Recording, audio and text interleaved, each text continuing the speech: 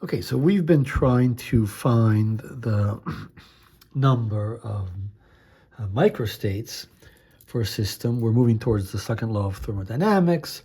The second law states that the entropy, which is going to be related to this, tends to increase overwhelmingly.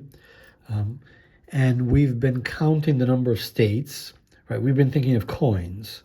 So we have these coins, which can be head or tails, and we have a whole collection of these coins, and we can do the counting, right? A coin may be in the head state, it can be in the tails, and we can count the number of states, and we can do statistics. But what is, right, the universe is not made up of coins. The universe is made up of physical systems such as gas particles. So what is omega, right, for an ideal gas? Or for a gas more generally, right? How do we do this counting? So here is, here's a container with our ideal gas. Here are some gas particles, right? We can think of these as atoms moving around. They have some speed.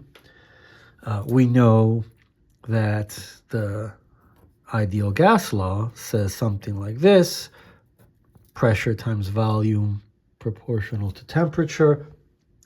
So, right, what are all the possible values of the pressure, right? So count all P values, are all the possible volumes of a gas? So are we going to count all V values in some way? Of course, the relationship tells us about temperature. So are we going to count all possible T values, all possible values of temperature to get at the omega for an ideal gas?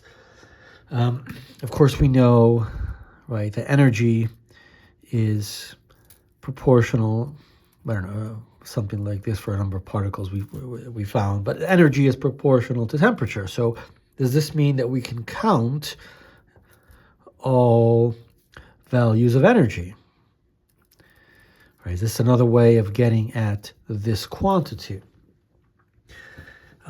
for the ideal gas? So is omega something that's proportional to the number, all the possible values of the volume? So volume number of possible volumes, pressure, number of possible pressure values.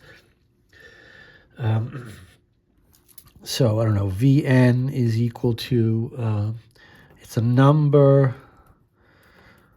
associated with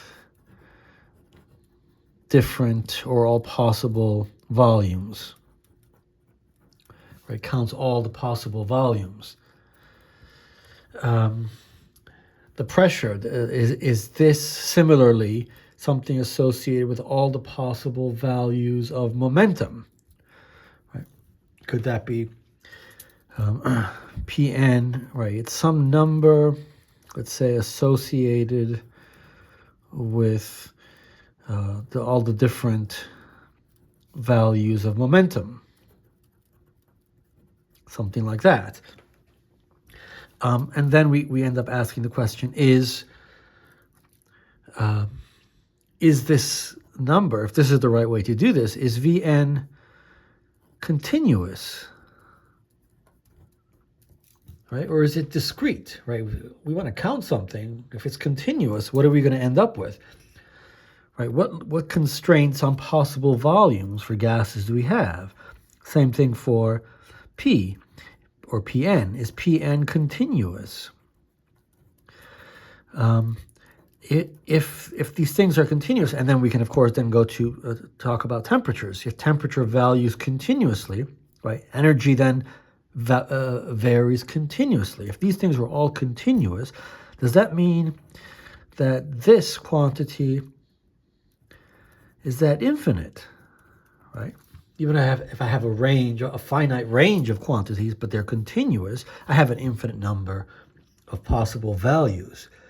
So we know from quantum physics that if we constrain our system, or if we constrain our system, quantum mechanics gives us, in general, a discrete spectrum, right? So we know that we confine a particle to one-dimensional well, we get a discrete spectrum of energy. So we get a countable number.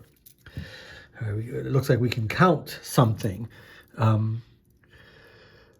So the question then becomes, if the only way to get something finite for this is to constrain, to put things in boxes, right? We can ask, ultimately, is the universe, because we want to understand the universe, and we're going to look at the second law of thermodynamics as it applies to the universe as a whole, is the universe a box? Because if the universe is not a box, then these constraints don't apply. And this is fundamentally a question that gets at the nature of the second law of thermodynamics. Does it apply to the universe as a whole?